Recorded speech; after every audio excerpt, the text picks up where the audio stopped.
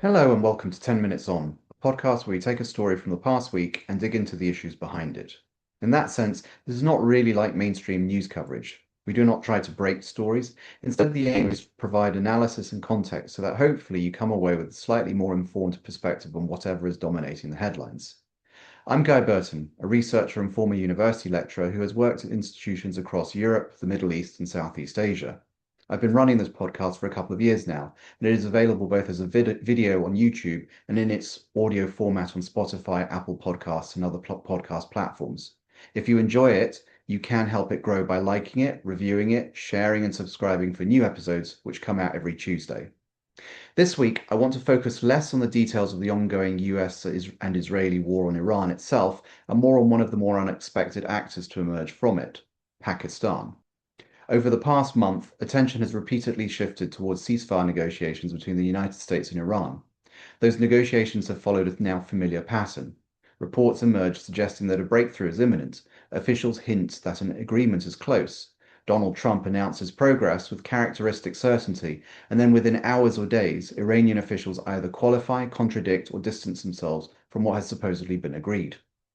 At the end of last week, for example, Pakistani and Qatari negotiators reportedly traveled to Tehran, carrying an outline agreement. Leaders from several Muslim-majority states then spoke with Trump over the weekend, urging him to support the proposal.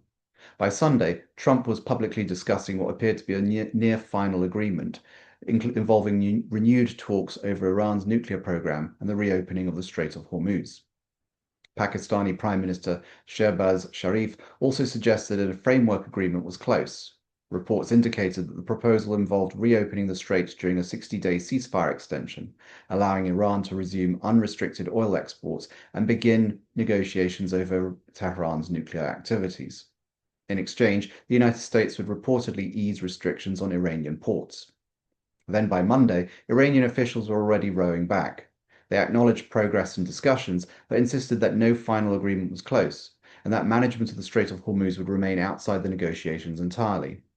In other words, the diplomacy surrounding this war has become characterized by volatility and contradiction. Announcements are being made before agreements actually exist. Public messaging often appears disconnected from the negotiations themselves. And this has created an unusual situation in which the mediators have, at times, appeared more stable and consistent than the parties actually involved in the conflict. And that brings me to Pakistan. At first glance, Pakistan may seem an unusual choice to act as the principal intermediary between Washington and Tehran. It is not generally regarded as a major diplomatic broker in the way that states such as Qatar, Oman, or even Turkey increasingly are. Yet Pakistan's role in these talks is neither accidental nor entirely surprising once one looks more closely at its strategic position. To understand why Pakistan stepped forward, it is important to recognize that Islamabad has strong incentives to contain the conflict. The first is geography. Pakistan shares a border of more than 1,000 kilometers with Iran. Any prolonged destabilization inside Iran would inevitably affect Pakistan directly. One immediate concern would be refugees. Pakistan already faces serious economic pressures, including weak growth, persistent inflation, and high strains of debt. A major influx of refugees from Iran would place additional strain on a state apparatus that is already overstretched. But the concern goes beyond humanitarian pressure. Pakistan's border regions are already politically fragile and affected by insurgent activity, sectarian tensions, and smuggling networks. A collapsing or severely weakened Iranian state would likely destabilize the wider region in ways that Islamabad would struggle to contain. Secondly, Pakistan's economic interests are closely tied to stability in the Gulf. Millions of Pakistanis live and work overseas, predominantly in the Gulf states, and send remittances home. Of the roughly $35 billion that Pakistan receives annually in remittances, equivalent to around 8% of GDP, the vast majority comes from the Gulf. Those financial flows are a critical source of foreign currency for an economy that remains structurally fragile and heavily dependent on external inflows. Any escalation of the conflict that disrupts Gulf economies or regional stability therefore carries immediate economic consequences for Islamabad. Energy is another major factor. Pakistan remains heavily dependent on imported oil and gas from the Gulf. Disruption to shipping through the Strait of Hormuz has already reduced energy flows and contributed to shortages and price increases.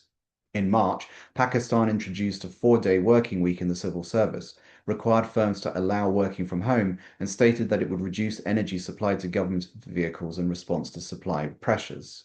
Other austerity measures included closing educational institutions for 2 weeks as well.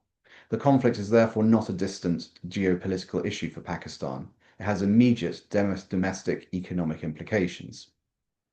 At the same time, Pakistan has managed to maintain relatively functional relations with Iran despite their differences.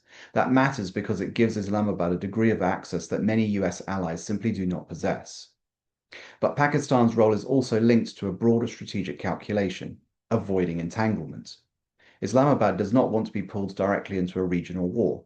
Last year, Pakistan formalized its long-standing security relationship with Saudi Arabia through a mutual defense pact. Pakistani military advisors have operated in Saudi Arabia for decades, and the kingdom has provided Pakistan with extensive financial support in return. That relationship creates risks for Pakistan. If the conflict widened significantly and Gulf states sought military assistance, then Islamabad could come under pressure to become more directly involved.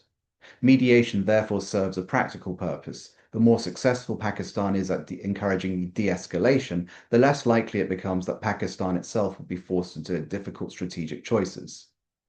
There is also an important historical dimension here. Pakistan has long occupied an unusual position in international politics because it has often maintained relationships with rival powers simultaneously. During this Cold War, Pakistan was closely aligned with the United States and received substantial military and economic assistance. At the same time, it also developed close relations with China because both countries viewed India as a strategic rival. This dual positioning occasionally gave Pakistan diplomatic utility. The clearest example came in 1971, when Pakistan helped facilitate contacts between the United States and China at a time when the two countries did not formally recognize one another. That diplomacy ultimately paved the way for Richard Nixon's visit to Beijing in 1972. Pakistan therefore has some historical precedent for acting as a diplomatic intermediary between adversarial states. More recently, Pakistan again became strategically important to Washington during the Soviet-Afghan War in the 1980s and later after the September the 11th attacks, when it served as a front-line ally in the US-led war in Afghanistan. Yet those relationships have always been complicated. American officials repeatedly accused Pakistan of simultaneously cooperating with Washington while tolerating or supporting militant groups that undermined US objectives in Afghanistan. Relations deteriorated further because of American drone strikes inside Pakistan and the discovery of Osama bin Laden in Abbottabad in 2011. What is striking now is that the Trump administration appears to have revived interest in Pakistan despite years in which US policy increasingly prioritized India as a regional partner.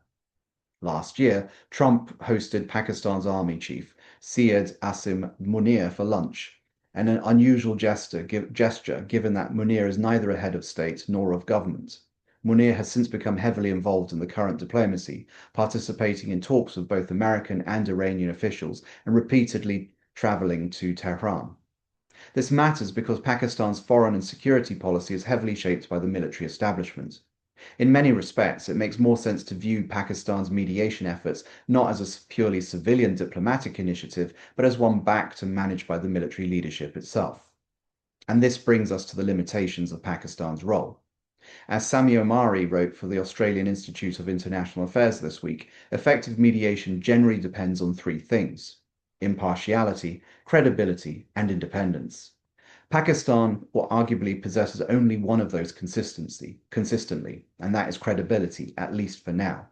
It is not truly impartial.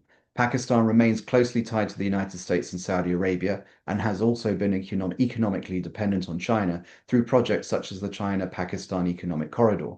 Its mediation, therefore, inevitably reflects broader regional and international alignments. Nor is Pakistan fully independent.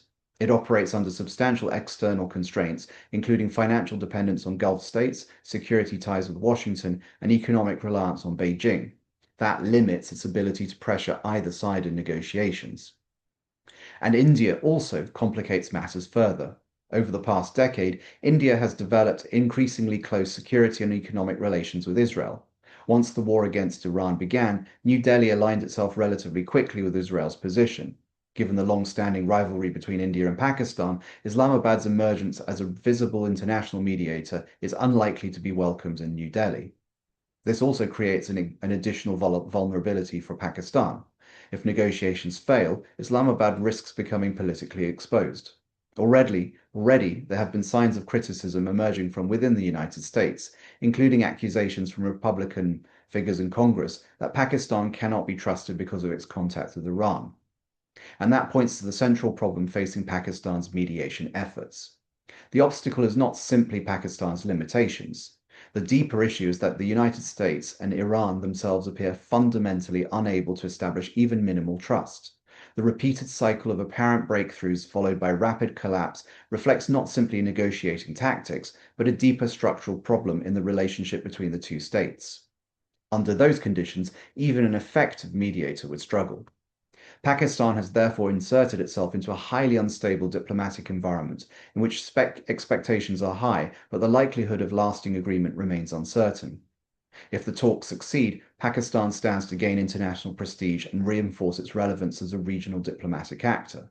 But if they fail, Islamabad risks becoming blamed by one or both sides, despite having only limited influence over the core issues driving the conflict. So in many ways, Pakistan's mediation effort reflects both its ambitions and its constraints. It wants to present itself as an indispensable regional actor capable of managing crises and facilitating diplomacy. Yet the very conditions that made Pakistan useful as a mediator, its overlapping relationships with competing powers, are also what limit its effectiveness and expose it to risk. So that's it for this week. Thank you very much for listening. As ever, I appreciate you taking the time to do so. And if you can, give the show a like, review, share, or subscribe. That really does help the podcast reach more listeners. I'll be back again next week. And so until then, have a good week and goodbye.